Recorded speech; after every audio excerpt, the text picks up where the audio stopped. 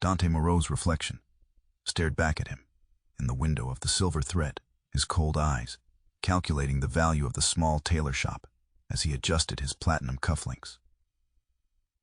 Inside, Elena Carver's nimble fingers guided fabric through her sewing machine, unaware that the most feared man in the city stood outside her door. When he entered, the bell's gentle chime contrasted with the deadly silence that followed him like a shadow. Their eyes met across the counter, his gray as steel, hers amber and defiant, and something shifted in Dante's world of absolute control. He had come to claim her building, to complete his empire with cold precision. Instead, he found the one thing his money couldn't buy: a woman whose courage made his heart beat for the first time in years. Dante Moreau stood at the floor-to-ceiling windows of his penthouse office, surveying the city that cowered beneath him. 50 floors up, the people looked like ants, insignificant, disposable. Just how he preferred them. "The silver thread has rejected our final offer, sir," said Marcus, his right-hand man, standing rigidly behind him. Dante didn't turn. "Impossible. I doubled the market value. The owner says the shop isn't for sale, at any price." A muscle twitched in Dante's jaw, the only indication of his displeasure. At 42, he had built Moreau Enterprises into a real estate empire that stretched across 3 states. What few knew was that the gleaming skyscrapers and luxury developments were merely the legitimate face of a much darker operation. "Who is this person who thinks they can say no to me?" Dante's voice remained even, controlled, the most dangerous he ever sounded. Elena Carver, 34. Inherited the shop from her grandmother 5 years ago. Dante finally turned, his expensive Italian suit moving with him like a second skin. His silver gray eyes, the same color as his prematurely silver hair, gave nothing away.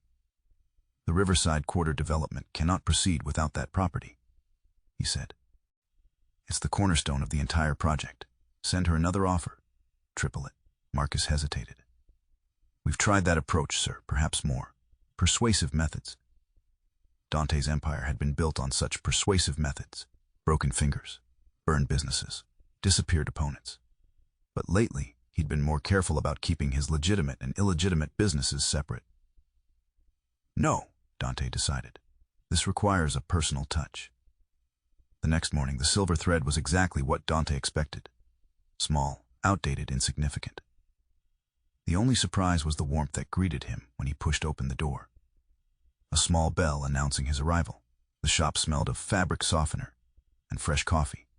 "I'll be right with you," called a voice from the back room. Dante stood perfectly still, taking inventory. Racks of clothing, waiting for alterations. A counter with an old-fashioned register. Spools of thread arranged by color on the wall. Nothing worth fighting for. When Elena Carver emerged, wiping her hands on a small towel, Dante reassessed. She wasn't what he expected. Not some frail old woman clinging to the past, but a woman in her prime. Dark hair pulled back in a practical bun. Clear amber eyes that widened slightly when she saw him. "Mr. Moreau," she said, recognition immediate. His face was in enough business magazines that people often knew him before introductions. "I wondered when you'd show up yourself." "Miss Carver."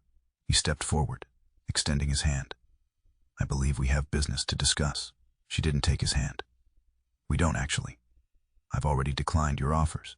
Dante smiled thinly. "Perhaps you don't understand what I'm offering. 5 times the market value for this establishment." "This establishment has been in my family for 3 generations, Elena said, her voice steady. "My grandmother taught me to sew at this counter. My mother designed wedding dresses in that back room. Some things don't have a price tag, Mr. Moreau." Dante had never understood sentiment. His own childhood had been clinical boarding schools and distant relatives after his parents' deaths. Attachments were weaknesses to be exploited. "Everything has a price," he countered. "Name yours." "Not everything," Elena said. "Not everyone." Something about her certainty irritated him. Dante wasn't accustomed to resistance. People feared him, or they wanted something from him. Elena Carver seemed to do neither. "The Riverside Quarter development will revitalize this neighborhood," he said, changing tactics. "Bring in jobs, clean up the streets. Your little shop is standing in the way of progress." "Your kind of progress means luxury condos no one here can afford," Elena replied. This neighborhood doesn't need revitalization. It needs preservation. Dante stepped closer, close enough to notice the small scar above her right eyebrow, the flecks of gold in her eyes. I always get what I want, Miss Carver. Is that a threat? Elena didn't back away. An inevitability, Dante replied. I'll give you 1 week to reconsider my generous offer. After that, circumstances may become less favorable. Elena's chin lifted. Then I'll see you in a week, Mr. Moreau. The answer will still be no. As Dante turned to leave, he felt something unfamiliar, a respect he hadn't anticipated. Most people crumbled under his gaze alone. Elena Carver had stood her ground. Outside, Marcus waited beside the Bentley. How did it go, sir? Dante adjusted his cufflinks, platinum glinting in the sunlight. She's stubborn. Shall I arrange for a message to be sent? Something to help her understand her situation. For reasons Dante couldn't articulate, the suggestion displeased him. No, not yet. He slid into the car's leather interior. I want to handle this one personally. As the car pulled away, Dante found himself looking back at the modest storefront, the faded sign reading, the silver thread. For the first time in years, he'd found a puzzle he couldn't immediately solve. And Dante Moreau always solved his puzzles, one way or another. Elena's hands trembled as she locked the shop door behind Dante Moreau. Only when his sleek Bentley disappeared around the corner did she allow herself to exhale. She'd recognized him immediately. The silver-haired devil, whose company had been buying up properties throughout the neighborhood, forcing out families who'd lived there for generations. The silver thread was more than just a tailor shop. It was Elena's sanctuary, her heritage, and her future. The wooden floors had been polished by 3 generations of Carver women. The vintage Singer machine in the corner had sewn wedding dresses, christening gowns, and funeral suits for half the neighborhood. Every inch held memories that no amount of money could replace. Elena moved to the back room, where a half-finished wedding dress hung on a mannequin. Her hands steadied as she picked up a needle. Sewing had always calmed her, the repetitive motion of thread through fabric like meditation. But today, her thoughts kept returning to Dante Moreau's cold eyes and colder smile. He thinks I'll cave, she muttered to herself, making a perfect invisible stitch. They all do. The bell above the door jingled, breaking her concentration. I told you he'd come himself, said Rosa, the bakery owner from next door, carrying 2 cups of coffee. Moreau doesn't like being told no. Elena accepted the coffee gratefully. He gave me a week to reconsider, as if tripling his offer would suddenly make me forget everything this place means. Rosa's face darkened. Be careful, Elena. Men like him don't play by normal rules. My cousin sold his restaurant to Moreau Enterprises last year. Said things started happening. Health inspections every week. Delivery trucks mysteriously canceled. You think he'd go that far? I think men with that much power forget what it's like to hear the word no. The week passed in a blur of determined work. Elena stayed late each night, finishing orders. As if proving the shop's value through sheer productivity, she ignored the calls from Moreau's office, the increasingly urgent letters. On the 7th day, the bell rang precisely at closing time. Elena didn't need to look up to know who it was. She could feel his presence, the way the air seemed to chill, the sudden silence as if the world held its breath. Your week is up, Miss Carver. Dante Moreau's voice was smooth as expensive whiskey. Elena finished the stitch she was working on before meeting his gaze. My answer hasn't changed. He moved through her shop like he already owned it, examining a rack of altered suits, running a finger along her cutting table. I've been researching your situation. Your lease expires in 6 months. Your building's owner is already negotiating with me. Elena's stomach dropped, but she kept her expression neutral. I have right of first refusal on any sale. At market value, Dante countered. Can you match what I'm offering the landlord? They both knew she couldn't. Elena crossed her arms. Why this building? You own half the city. Why does my little shop matter so much? Something flickered across Dante's face. Surprise, perhaps, that she would question him so directly. Location. Your building completes the footprint I need for the Riverside development. And the fact that I'm the only one who hasn't rolled over for you has nothing to do with it. His lips twitched, almost a smile. I admit, your resistance is unusual. Elena moved closer, close enough to smell his expensive cologne. Let me make something clear, Mr. Moreau. This shop isn't just a building to me. It's my family's legacy. My grandmother started this business when women weren't supposed to own anything. My mother expanded it during a recession when everyone said she'd fail. I won't be the one to end that legacy. Dante studied her with those unreadable gray eyes.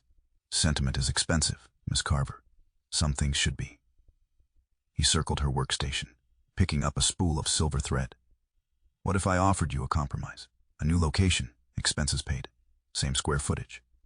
I'll even match the character of this place, down to the floorboards. The offer was better than Elena had expected, but still missing the point. You can't recreate history, Mr. Moreau. History is just a story we tell ourselves, he replied. The future is what matters, not to me. Elena took the thread from his hand, their fingers brushing momentarily. My answer is still no. Something changed in Dante's expression then, not anger, but curiosity, as if she were a puzzle he couldn't solve. You're making a mistake, he said quietly. Probably, Elena agreed, but it's my mistake to make. As he left, Elena had the unsettling feeling that their battle was just beginning, and that Dante Moreau wasn't accustomed to losing. Dante couldn't sleep.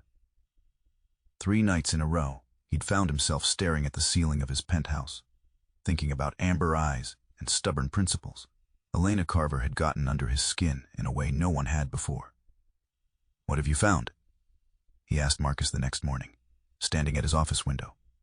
Everything there is to know about Elena Carver, Marcus replied, placing a file on Dante's desk. 34 years old.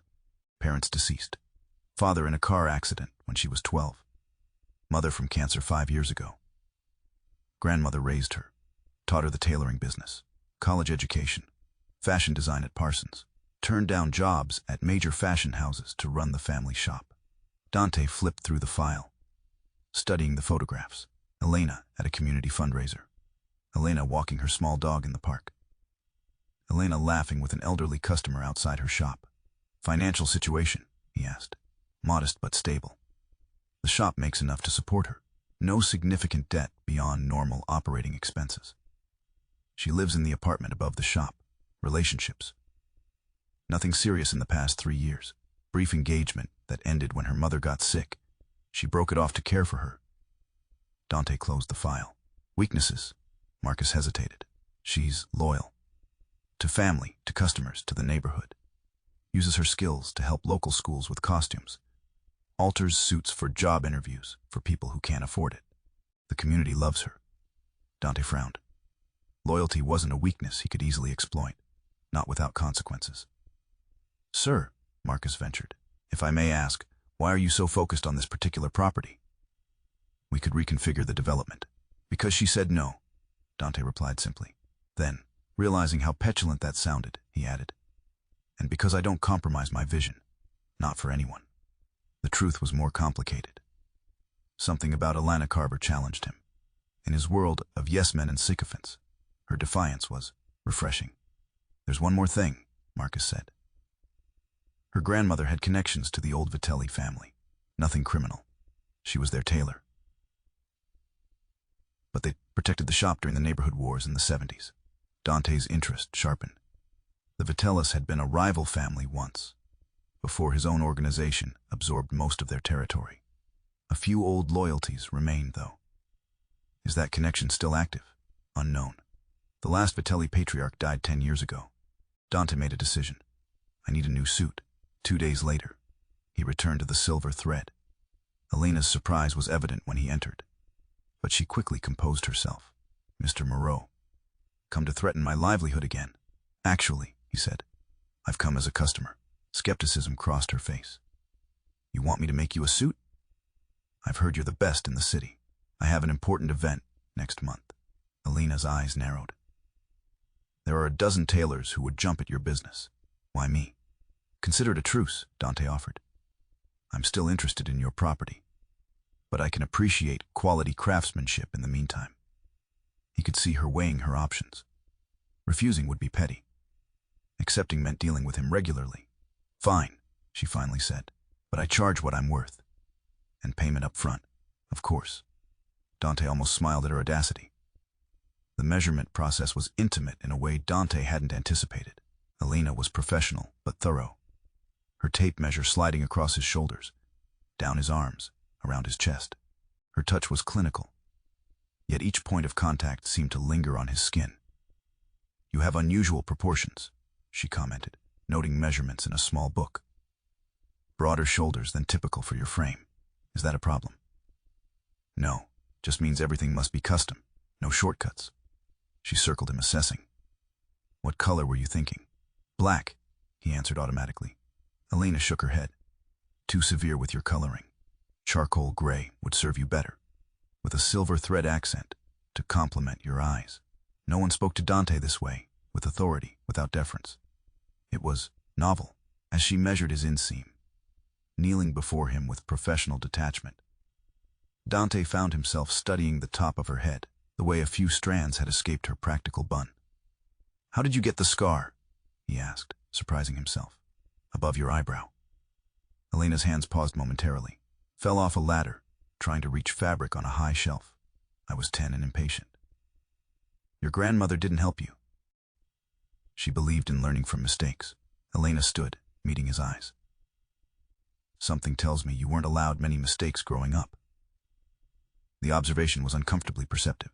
"Mistakes are inefficient," he replied, "but educational." She put down her tape measure. "First fitting will be next week. I'll need a deposit of 5,000. Dante raised an eyebrow. "Steep. Quality costs," Elena countered, echoing his own words about sentiment. He wrote the check without hesitation.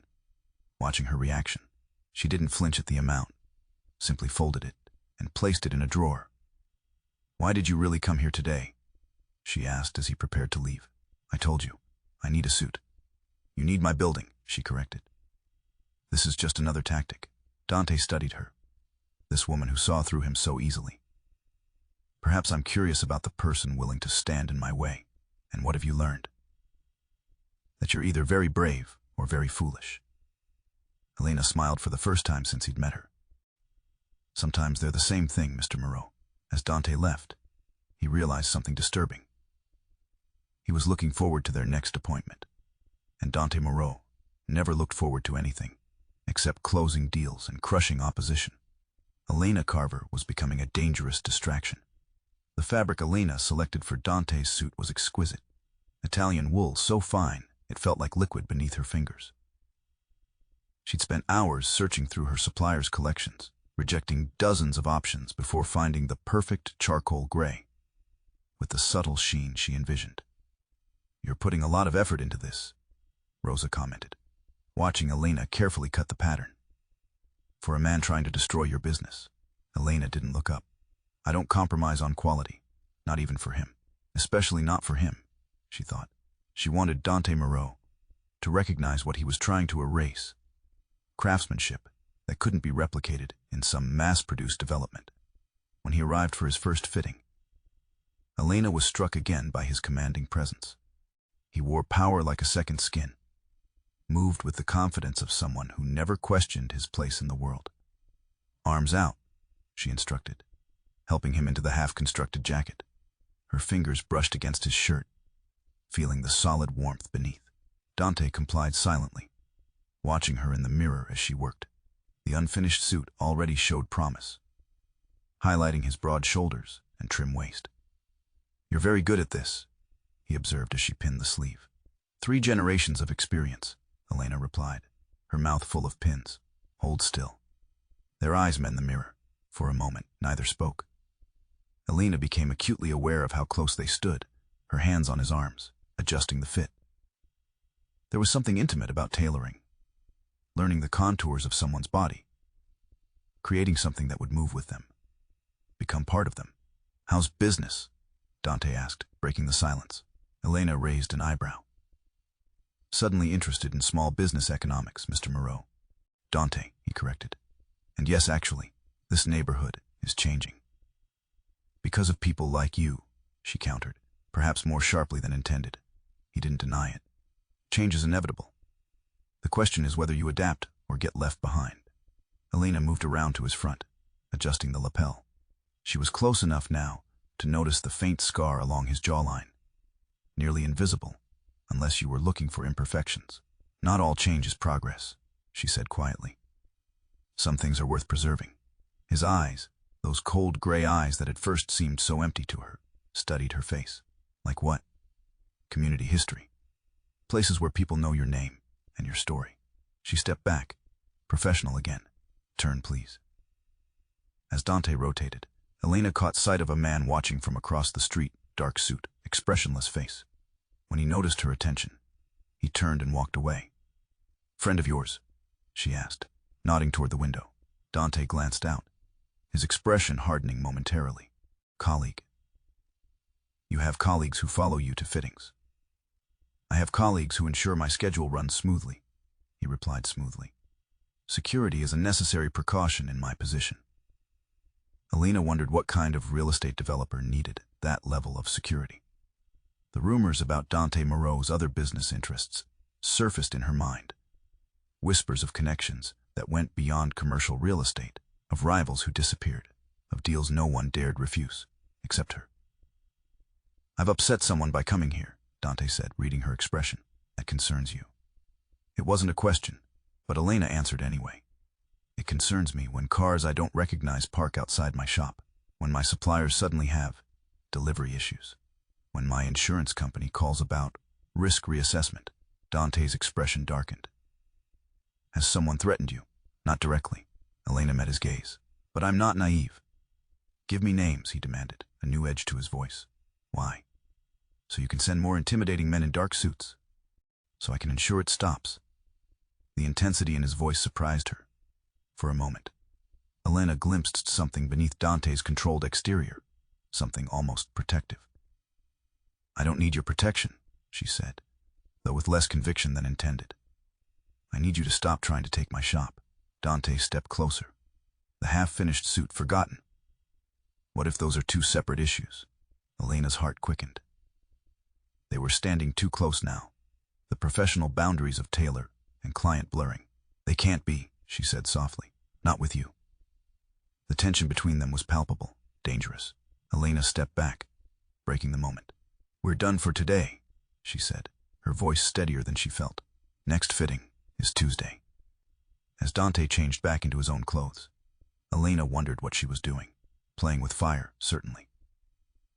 The question was whether she would get burned, or find unexpected warmth in the flames. The crash of breaking glass jolted Elena awake at 3:17 a.m. For a moment, she lay frozen in her bed above the shop, heart pounding. Then came the sound of the security alarm, a piercing wail cutting through the night. She grabbed her phone and the baseball bat she kept beside her bed, creeping toward the stairs that led down to the shop. The alarm company would have already called the police. But response times in this neighborhood were notoriously slow. Halfway down the stairs, she heard male voices and the sound of fabric tearing. Fury overrode her fear. They were destroying her work. The police are on their way, she called out, trying to make her voice sound stronger than she felt. I have a gun. The lie didn't work. A flashlight beam swung toward the stairs, momentarily blinding her. She heard laughter. The seamstress is here, said a voice. Moreau's little problem. Elena's blood ran cold. This wasn't a random break-in. Let's show her what happens to problems, said another voice. Elena retreated up the stairs, fumbling with her phone to actually call 911, when she heard the front door crash open again. More intruders. But the newcomers didn't join the others. The sounds that followed would haunt Elena for months. The dull thud of fists against flesh, grunts of pain, bodies hitting the floor. Then silence, broken only by footsteps approaching the stairs. Miss Carver. The voice was familiar. It's safe now. Marcus, Dante's right-hand man, stood at the bottom of the stairs, his normally immaculate suit disheveled. Behind him, two other men were zip-tying the hands of the intruders, who lay unconscious on her shop floor. What? Elena started, descending the stairs on shaky legs. How did you? Mr. Moreau had security installed after your last conversation, Marcus explained. Silent alarm. We were notified immediately. Elena looked around her shop in horror. Display racks overturned, fabric slashed. The wedding dress she'd been working on for weeks was in tatters. Who are they? She asked, voice trembling. That's not your concern, Marcus replied smoothly. They won't bother you again. Before Elena could demand more answers, the shop door opened once more. Dante Moreau entered, surveying the destruction with cold eyes. He wore a black overcoat over what appeared to be pajama pants and a t-shirt, as if he'd dressed in haste. His eyes found Elena immediately, scanning her for injuries. "Are you hurt?" She shook her head, suddenly conscious of her own appearance. Sleep shorts, tank top, hair wild around her shoulders. Dante turned to the men on the floor. He knelt beside one, grabbing his hair to lift his face. The man groaned. "Castellano's crew," Dante said to Marcus. "Take them out the back. I'll deal with this later." Marcus nodded, and his men began dragging the intruders toward the rear exit. "Wait," Elena protested. "The police." "Won't be necessary," Dante interrupted. "They'd ask questions neither of us wants to answer." "What questions?" Elena demanded. "What's really happening here?" Dante's expression was unreadable in the dim light. "You should sit down." "I don't want to sit down. I want to know why men broke into my shop talking about me being Moreau's problem. I want to know why you had security watching my shop. I want to know what you're not telling me." Dante sighed, running a hand through his silver hair. "The Castellano family controls the east side. They've been trying to expand west, into my territory. Your refusal to sell has become noticed. They see it as a weakness in my position." "Your territory," Elena repeated. "What are you talking about?" "You know what I'm talking about," Dante said quietly. "You've heard the rumors. Some of them are even true. The confirmation of what Elena had suspected. What everyone whispered about Dante Moreau should have terrified her. Instead, she felt an odd sense of clarity. You're not just a real estate developer. The development is real, Dante replied. But no, that's not all I am. Elena looked around at her destroyed shop, her life's work in ruins. Did you send them to scare me? Dante's expression hardened. I would never. He stopped, controlling his reaction. No. This was Castellano sending me a message, using you. Because I wouldn't sell to you. Because I've shown interest in you, Dante corrected. Personal interest. They see it as leverage. Elena's heart skipped. Have you shown personal interest? The question hung between them. Dante stepped closer, his eyes never leaving hers. You know I have, he said softly. Why else would I commission a suit I don't need? Why else would I install security without telling you? Why else would I be here at 3 a.m, ready to kill anyone who harmed you? The raw honesty in his voice sent a shiver through Elena. This dangerous man, this criminal, for she could no longer deny what he was, had appointed himself her protector. I didn't ask for this, she whispered. Neither did I, Dante replied. I came for your building. I stayed for you. He reached out, hesitantly brushing a strand of hair from her face. The touch was gentle, at odds with everything she knew about him. What happens now? Elena asked. Now I make this right, Dante said. But you need to decide something first. What's that? His gray eyes held hers. Whether you want me to walk away completely from you, from the shop, from all of it. Because halfway isn't an option anymore. Not with Castellano watching. Elena looked around at her destroyed shop, then back at the man who had rushed to her defense in the middle of the night. I need time to think, she said finally. Dante nodded. I'll have someone clean this up. And Elena, his voice softened. Whatever you decide, you'll be protected. That's not negotiable. As he turned to leave, Elena realized that her world had irrevocably changed, and that despite everything, she wasn't ready to let Dante Moreau walk away. The shop was immaculate when Elena came downstairs the next morning. No broken glass, no overturned racks, no sign of the violence that had occurred hours before. Even the slashed fabrics and garments had been replaced with identical materials. Only the wedding dress remained untouched, damaged beyond repair. A man in a suit stood outside, nodding respectfully when he caught her eye through the window. One of Dante's men, obviously. Protection that felt simultaneously comforting and suffocating. Elena had barely unlocked the door when Rosa rushed in from the bakery next door. What happened last night? There were cars, men. She stopped, noticing the guard outside. Elena, what's going on? Elena hesitated. How much could she say? How much did she even understand herself? There was a break-in, she said finally. Some people got the wrong idea about my relationship with Dante Moreau. Rosa's eyes widened. Relationship. Elena, tell me you're not involved with him. It's complicated. It's suicide, Rosa hissed. Everyone knows what he really is. The businesses that burn when they don't sell to him. The competitors who suddenly close shop or leave town. He's not just a businessman, Elena. I know, Elena admitted quietly. Then you know he's dangerous. Whatever is happening between you. Nothing is happening, Elena interrupted, though the memory of Dante's gentle touch, his confession of personal interest, suggested otherwise. Rosa wasn't convinced. Then why is one of his soldiers standing guard outside your shop? Elena had no answer. That wouldn't sound like confirmation. Throughout the day, she worked mechanically, her mind elsewhere. Customers came and went, many commenting on the man outside, some looking nervous, others intrigued.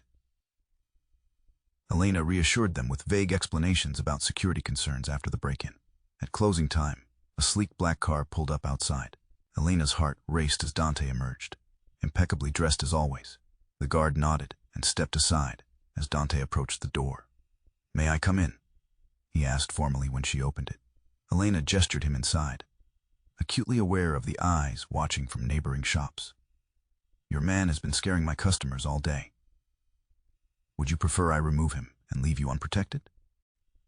"I'd prefer understanding what I'm being protected from," Elena countered.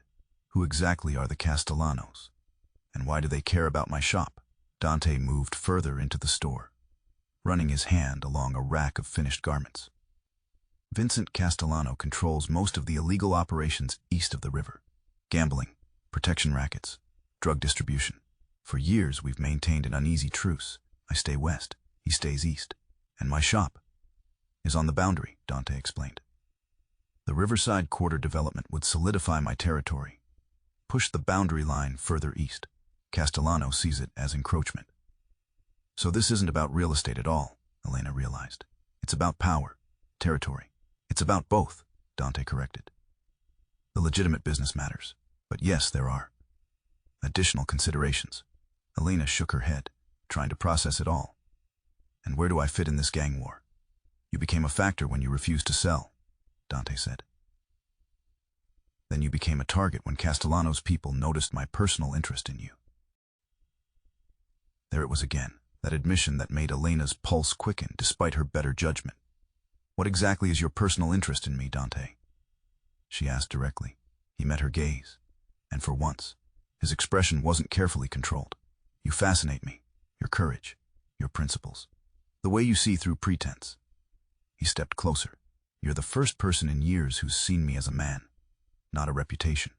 "A man who hurts people," Elena said softly. "Yes," he acknowledged without hesitation. "I've done things you'd find unforgivable. I won't insult you by pretending otherwise." His honesty was disarming. Elena had expected denials or justifications, not this raw admission. "Last night," she began, "you said I needed to decide whether you should walk away completely. I did. What if I don't want that?" Something flickered in Dante's eyes, hope, perhaps, or triumph. He closed the distance between them, one hand rising to cup her cheek. "Then you accept everything that comes with me," he said, his voice low. "The protection, the danger, the man I truly am." Elena knew she stood at a crossroads. The rational choice was clear. Tell him to leave, to take his men and his complications, and his dangerous world far away from her simple life. But when she looked into his eyes, she saw something beyond the cold calculation and power, a loneliness that matched her own, a connection neither had expected to find. "I accept," she whispered. The kiss, when it came, was gentle at first, a question, an offering. Then Elena's hands found his shoulders, and Dante's arm curved around her waist, pulling her closer. The kiss deepened, years of solitude and restraint giving way to unexpected passion. They broke apart at the sound of screeching tires outside. Through the window, Elena saw 3 black SUVs stopping in front of the shop. Dante's posture changed instantly, shifting from lover to predator in a heartbeat. "Get in the back room," he ordered, reaching inside his jacket to withdraw a gun. Elena hadn't realized he was carrying. Dante, now Elena. His voice left no room for argument. From the back room, Elena heard the shop door open, heard male voices, tense, threatening. She recognized Dante's controlled tone, giving nothing away. Castellano sends his regards, said an unfamiliar voice. And a message. The girl or the territory. Choose. Tell Vincent he's overstepped, Dante replied coldly. This isn't negotiable. 3 days, the voice continued. Then we take both. The door closed. When Elena emerged, Dante stood rigid, staring out the window as the SUVs drove away. What did they mean? Though she feared she already knew. Dante turned to her, his expression grim. Vincent Castellano has issued an ultimatum. Either I give up my claim on you, or I give up my western territory. His jaw tightened. He's forcing me to choose between my empire and you. Elena felt cold dread spreading through her. What will you do? Instead of answering, Dante pulled her to him again, his kiss fiercer now, almost desperate. I won't let him have either, he promised against her lips. But I need you to trust me, completely, and despite everything, despite the danger and the violence and the impossible choice before them. Elena did. 3 days. 72 hours to find a solution to an impossible problem. Elena watched Dante pace her small apartment above the shop, issuing orders into his phone, his voice low and dangerous. Double the guards at the waterfront properties, he instructed someone. Move the shipment tonight instead of tomorrow, and find me everything on Castellano's new lieutenant, the one with the scar. Elena sat at her small kitchen table, hands wrapped around a mug of untouched tea. Since the ultimatum, she'd barely slept. Dante had insisted she never be alone, stationing men inside the shop as well as outside. Her normal life had vanished overnight. This can't go on, she said when Dante ended his call. My customers are terrified. The neighborhood is watching. Eventually, the police will notice. Dante ran a hand through his silver hair, a rare gesture of frustration. The police are the least of our concerns if Castellano decides to move against us directly. Then give him what he wants, Elena said quietly. Your territory. Dante's eyes flashed. Impossible. It would show weakness. Every rival organization would move against me within a week. My entire operation would collapse. Then give him me, Elena said, her voice steady despite her fear. Tell him you're walking away. That I mean nothing. Dante crossed the room in 2 strides, kneeling before her chair to take her hands in his. No, he said fiercely. That's not an option. Why not? It's the logical solution. Because I love you, Dante said, the words clearly surprising him as much as her. God help me. I didn't mean for it to happen. But I love you, Elena, and I won't sacrifice you. Elena's heart constricted. In the midst of this nightmare, his admission should have been a bright spot. Instead, it only complicated everything. If you love me, she said carefully, then you need to consider what I want. And what is that? I want my life back, she said simply. I want my shop without armed guards. I want my customers to feel safe. I want to walk down the street without looking over my shoulder. Pain flashed across Dante's face. I can't give you that as long as Castellano sees you as my weakness. Elena squeezed his hands. Then we need to make me not your weakness. How? By making me your strength instead. Over the next 2 days, they formulated a plan. Dangerous, desperate, but with a chance of success. Elena insisted on being an active participant, not just a prize to be protected. Castellano doesn't know me, she argued. He sees a seamstress, a civilian. Let's use that. Dante resisted initially, wanting to keep her as far from danger as possible, but Elena's determination wore him down. I didn't fall in love with you because you were meek, he finally conceded. But if anything happens to you, Elena promised, with more confidence than she felt. On the 3rd day, Elena opened her shop as usual, though nothing about the day was normal. The suit she'd been making for Dante was finally complete. A masterpiece of tailoring, perhaps the finest work she'd ever done. She hung it prominently in the window, a signal to watching eyes. At precisely noon, Vincent Castellano's car pulled up outside the Silver Thread. He was younger than Elena had expected, early 50s, handsome in a sharp, predatory way. 2 bodyguards flanked him as he entered the shop. Miss Carver, he greeted her, as if they were old friends. I've heard so much about you. Elena forced a smile. Mr. Castellano, I've been expecting you. If her knowledge of his identity surprised him, he didn't show it. Is Moreau here? He'll arrive at 1, Elena replied calmly. I asked to speak with you first. Curiosity flickered across Castellano's face. Bold of you. What could we possibly have to discuss? Elena gestured to the back room. Please, I've prepared lunch. Castellano laughed, glancing at his guards. You hear that? The seamstress has prepared lunch. His amusement had an edge of cruelty. Check it first, he instructed one guard. The man disappeared into the back room, returning moments later with a nod. After you, Castellano said to Elena, his politeness a thin veneer over threat. In the back room, a small table had been set with 3 places. Elena took her seat calmly, pouring wine for herself and Castellano. Not for your men, Castellano asked, eyebrow raised. They're working, Elena replied. And the 3rd place is for Dante. Ah, first-name basis, Castellano smirked. How intimate. Does he tell you about his business, Elena? About the people who disappear when they cross him? Some, Elena admitted. Enough to know you're not so different. Castellano's eyes hardened. The difference is I know what I am. Moreau plays at legitimacy, pretends his hands aren't as bloody as mine. Is that why you're trying to force his choice? To expose the truth about him? I'm forcing his choice because he's become weak, Castellano said bluntly. A man in our position can't afford attachment. You're his vulnerability. Elena smiled slightly.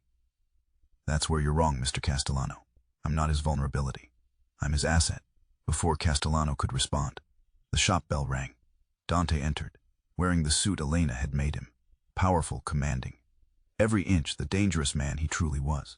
Vincent, Dante greeted coldly. I see you've met Elena properly. We were just discussing your predicament, Castellano replied. Your woman thinks she's an asset, not a liability. Amusing. Dante took the 3rd seat at the table, his posture relaxed but alert. She's right. How's that? Castellano scoffed. Because, Elena said quietly, I've spent the last 2 days transferring evidence of your operations to secure locations, financial records, shipping manifests, names of corrupt officials on your payroll. Castellano's amusement vanished. What are you talking about? Dante smiled, cold and dangerous. While you were watching Elena, assuming she was just an innocent caught in our game, my people were dismantling your organization from within. Your new lieutenant, the one with the scar, he's been mine for months. You're bluffing, Castellano said, but uncertainty had crept into his voice. The evidence goes to the FBI if anything happens to either of us. Elena continued calmly. Or if you move against Dante's territory. You'd implicate Moreau too, Castellano pointed out. Some of his operations, yes, Elena acknowledged. But Dante has been legitimizing his business for years. He'd survive the scrutiny. Would you? Castellano's face darkened with fury. You manipulative bitch. Dante moved with lightning speed, his hand closing around Castellano's throat. Choose your next words very carefully, he said softly. For a tense moment, violence hung in the air. Then Castellano laughed, a harsh, surprised sound. You found your match, Moreau, he said when Dante released him. I underestimated you both. A common mistake, Dante replied. One I trust you won't repeat. The terms of their new arrangement were negotiated over the next hour.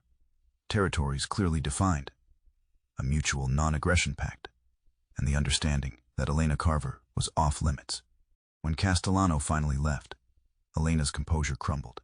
She sank into Dante's arms, trembling with delayed fear and relief. It worked, she whispered. Because of you, Dante said, holding her close. You were magnificent.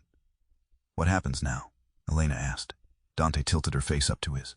Now I keep my promises, both to you and to myself. Which promises? To protect you, to love you. His eyes held hers. And to never let you go. In the quiet of the shop, surrounded by the threads and fabrics of her family legacy, Elena made her choice. She would love this complicated, dangerous man. She would accept his world, with all its shadows, and together, they would stitch a future neither had imagined possible. I can live with that, she said, and sealed her decision with a kiss.